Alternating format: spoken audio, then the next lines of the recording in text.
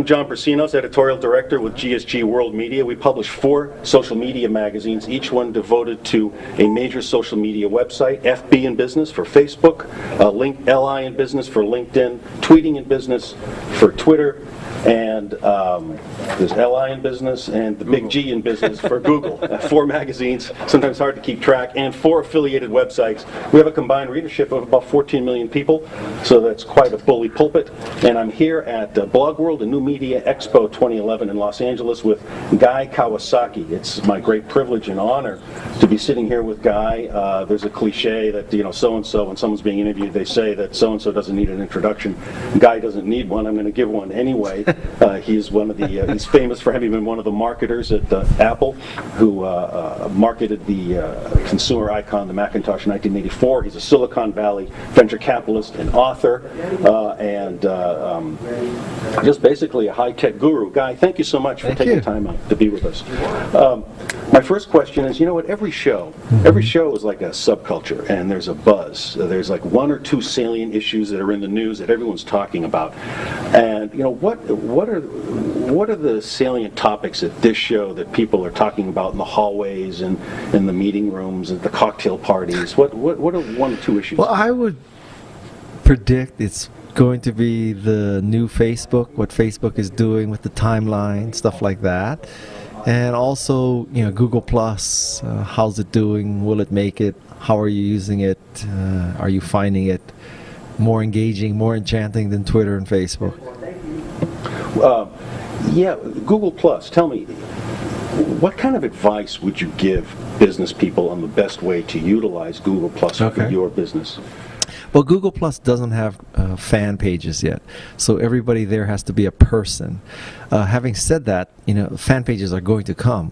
So I would think that you would jump in there just to learn about Google Plus. It's a whole different, perspective. It's how things work is different. I happen to love Google Plus. I think the engagement level is much higher. The notifications are better. The inline pictures are bigger. I think the community is better. That there's much less just pure crap going on in Google Plus. So I would encourage businesses to get on it, just to experiment, so that when the day comes when there is fan pages, it'll be an easy transition. Well, that's significant, because I hear some people say, what do I need to join another social media site? You probably don't need to join another social media site if you just want to keep in touch with the same family and friends. But if you want to make new friends based on your interests. So for me, I have my friends and family on Facebook, and I know about their babies and all this kind of stuff, right? But let's say not a lot of those people share my passion for hockey. So on Google Plus, I could find people interested in hockey who I don't know yet, which is a very different perspective. Not to go off on a big tangent, but I'm from New England, the Boston area, and our team, the Bruins, won the Stanley Cup. Yeah, well, they're not doing so well this year. That's true. Neither are the Red Sox. But getting back to business, social media, of course, is a disruptive technology, and this technology, by definition, this sort of disruptive technology, comes out of nowhere. So let me ask you, sort of project, get fanciful for a minute.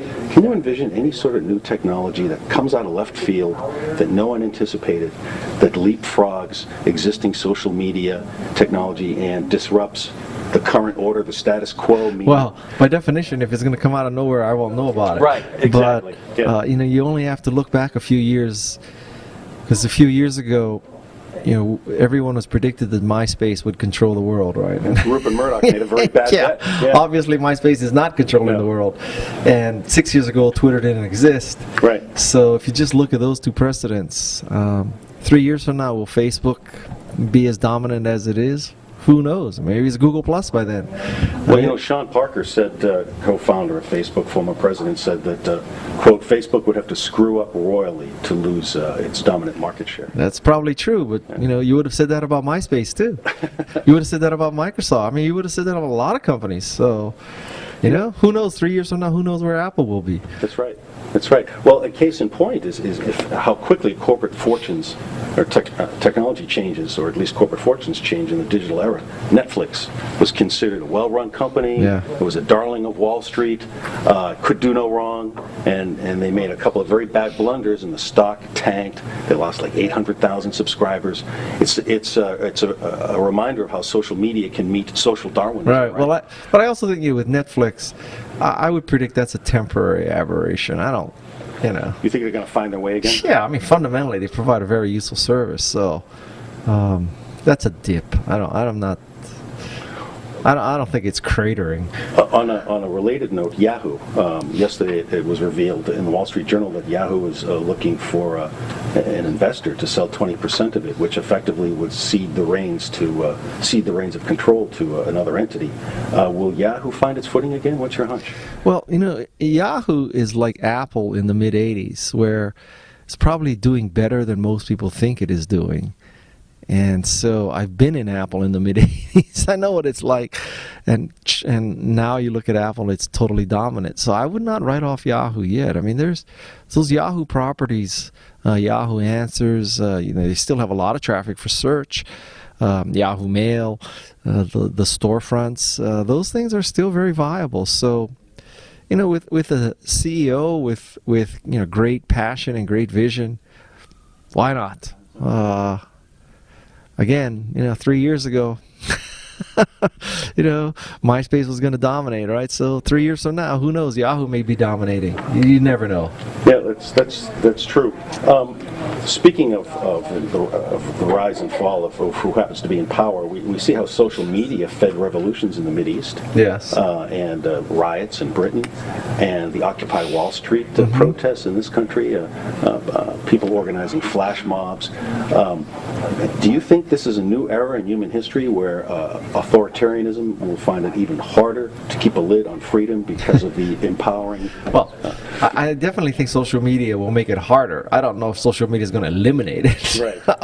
We see China's had some success. In eliminating it. Yeah. But it you could make the case it's starting with Gutenberg, printing press. Right.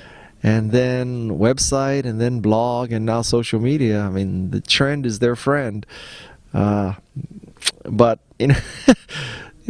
still, it's not as powerful as a bullet. So I think it's definitely an empowering technology. It's a good direction. Democratization is a good direction. So I don't think the founders of these companies ever anticipated that these things would be used this way, though. GSG World Media is a relatively new publishing venture. We've just started up 4 magazines. They're doing quite well. And it's the magazine business has high barriers to entry, even when they're digital magazines still. As a venture capitalist, what would be your number one piece of advice to a startup publisher? I would, at this point, probably go all digital. No paper. Probably an iPad version of the app. I would try to take a niche, like I would, like you did. I mean, you have a magazine as narrow as Twitter or as narrow as Facebook. Well, although that's not that narrow, but it's narrower than social media, and it's narrower than technology. Google Plus magazine, that I think that's a very interesting bet. It may be too early. Will Google Plus turn into Google Buzz, or will it turn into Facebook? Who knows? But that's an 8,000-pound gorilla there. It's not 2 guys in a garage with $500,000. So I think these niches are very interesting bets. Okay, so it's focus, nichify, and then pray. Pray. You have an enormous following on Twitter. In what ways do you glean the most value from Twitter for yourself? I use all these social media sites as a marketing platform. Lots of people don't agree with that perspective, but that's why I do it. I mean, I'm not looking for more friends. I got plenty of friends. I got more friends than I can handle. So really, for me, it's marketing platform, and the bargain I'm trying to, provide is I'll find you great stuff, and you follow me, and every once in a while I'm going to promote my book to you, or some company that I'm advising or investing in. So that's the bargain I'm trying to strike. And that's the advice you'd give to marketers to get the most out of Twitter Well, or Google Plus. To get the most out of Google Plus or Twitter or Facebook, you have to provide value. And what kind of value is there? Well, there's information, there's analysis, and there's assistance, and that's it. Pick one. You're obviously brilliant at personal branding. Do you have any practical advice on how a business person or marketer can best brand themselves? It's called Guy's Golden Touch, and Guy's Golden Touch is not whatever Guy touches turns to gold. That's not true at all. Guy's Golden Touch is whatever's gold Guy touches. So, find something great and get on it. It's much easier to enchant people with great stuff than with crap. And I've tried it both ways. So, let me ask you another question. Does Google deserve some credit for, we were talking about the social revolutions and the threat that the democratizing power of social media has against authoritarianism. Does Google deserve some credit for resisting the Chinese or not? That's a very interesting question. The tricky thing is, we're crossing sort of domains here. We're going from technology to politics. And on the one hand, I see what you're saying. I understand that, they're standing up for freedom and democratization and all that kind of stuff. But another part of me says, it's like a typical American perspective that, we should tell the world how to run their country. And I can guarantee you that the people in China, they don't look at it and say, oh yeah, we should listen to the Americans. They'll tell us how to run our country. It's a unique American perspective that, we think we should tell everybody how to run their country. Because, we're not doing so well ourselves. So with that caveat, I'll tell you that, I think it's good. But, who are we to tell every country how to run themselves?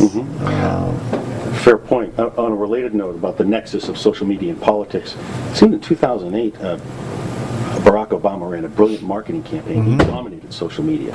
He was far ahead of the other candidates in terms of using social media for electoral ends. As we head into 2012, presidential race is heating up. Who, in your mind, is making the best use of social media among the candidates? It seems to me it's still Obama, and the other candidates are far behind. Yeah, I think it's still Obama. I don't know. Just I gotta tell you, the whole Republican Party is I just don't get that. I don't, like. They can't even debate among themselves in a civil way. I mean, do you look at any of those people and say, yeah, I hope they run our country? I hope they have their finger on the button that launches the missile. Man, I can't tell you that, Not me. Yeah.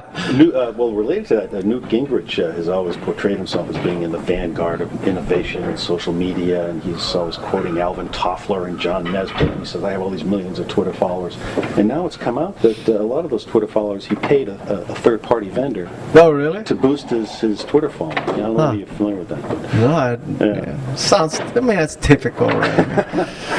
Well, first you have to figure out where Russia is relative to Alaska. Let's start with the basics, and then, work yourself down there and get a passport. That helps. You got to start somewhere. Yeah, and realize the American Revolution didn't happen in the 1600s. Yeah, and Paul Revere didn't.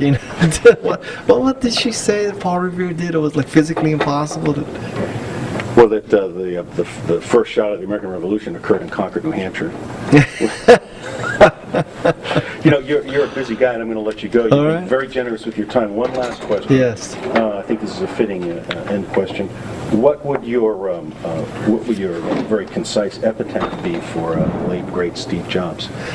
Steve Jobs was, the greatest, and lots of people throw the visionary word around pretty loosely. Like, at this conference, like maybe there's 100 people who think they're visionary. There's zero.